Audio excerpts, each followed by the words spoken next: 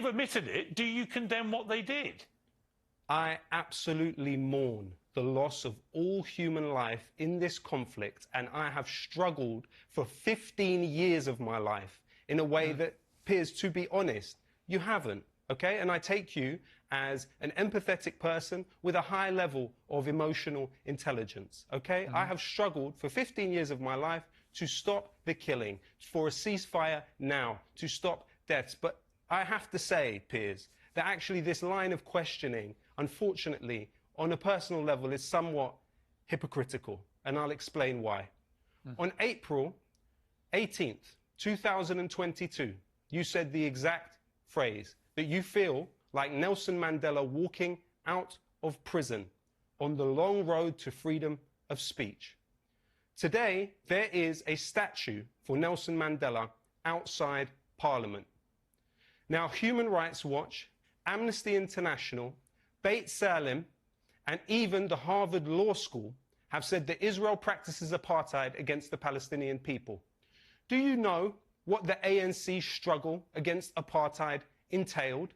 Are you aware that the ANC are believed to have very unfortunately, horrifically, and terribly taken the lives of children and civilians in their struggle against apartheid? So, Piers, you seem absolutely content to not only compare yourself to Nelson Mandela, who served 27 years in jail for what they described as terrorism at the time, but yet you cannot see what the vast majority of human rights organizations in the world see when they look at the Palestinians. When you look at UN Resolution 194, paragraph 11, the Palestinians have the right to return home.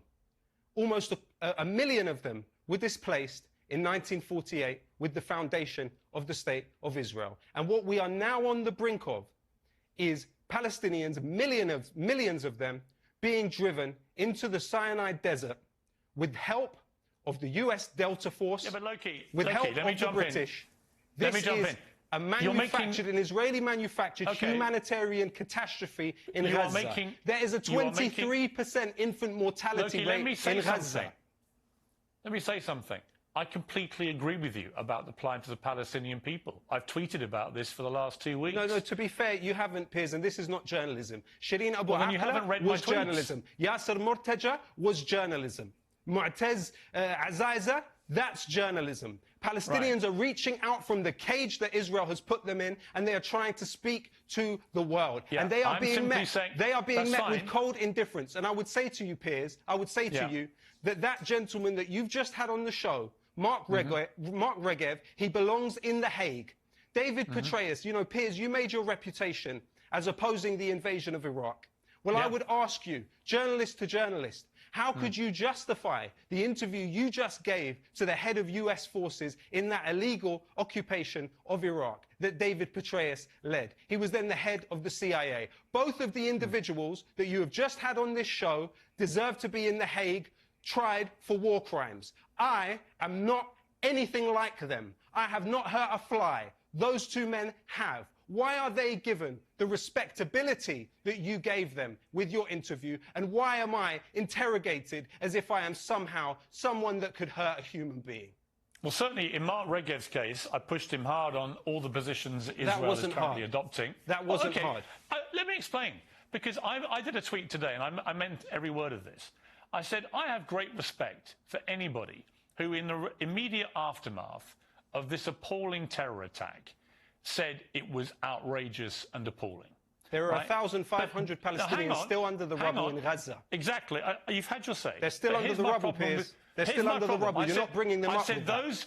I said those whose instinctive reaction was not to feel that, and I think you're one of them, because your reaction was to say the arrogance to think you could keep 2 million people trapped in an open-air prison indefinitely, as if somehow that justified what happened that day. Piers, it didn't justify what happened that day. You know exactly what you're doing. And you should be able... The point when that tweet was sent, you had not seen anything had happened. You've had your criticism of me, and that's fine. You're perfectly entitled to it. Like I said to you, or you said about me, I believe in free speech. You're entitled to your opinion of me, of David Petraeus, of Mark Regev. But I'm also entitled to judge you as somebody who did not find it in themselves to express anything involving any outrage or any... I've just expressed it. And Piers, this is not journalism. The idea of us comparing our moral compasses and somehow I have a deficient moral compass. Somehow I am a moral monster. You know what's true? You know what's true is I am not. The people that have shown a cold indifference to the ethnically cleansed Palestinians, dispossessed, 1 in 3 every refugee in the world is Palestinian. They are the largest refugee population. Those who have turned a blind eye to their suffering are those that need to be seriously interrogated about their moral compass. And I would ask you before we end the show, I would ask you that I am able to read out the names of the 20 Palestinian journalists that have been killed in Gaza. I haven't got time because I have 2 more guests. So you're censoring me. So you're censoring me. It's 20 journalists. So I'm being censored now. And I'll tell you something else. You're not being censored. This badge, zoom in on this badge. This badge was given to me by an employee of this building who said they were told they could not wear this badge because it was the Palestinian flag. You talk about uncensored. This is censored. This badge was banned from an employee in this building. I have told nobody they can or can't wear a badge. So that's a ridiculous thing to say. I'm in New York. But good to see you, Lowkey.